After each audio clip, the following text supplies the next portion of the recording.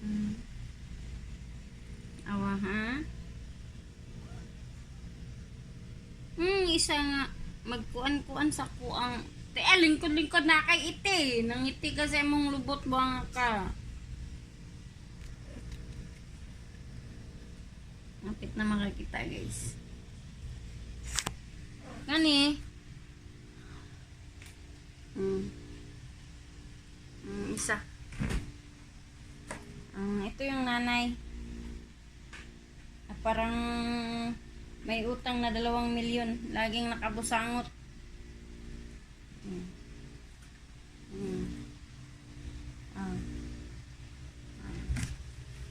Ang pinagagawa niya sa buntot ng isa. Meow, meow, meow, meow. At saka meow. Kumusta ang life?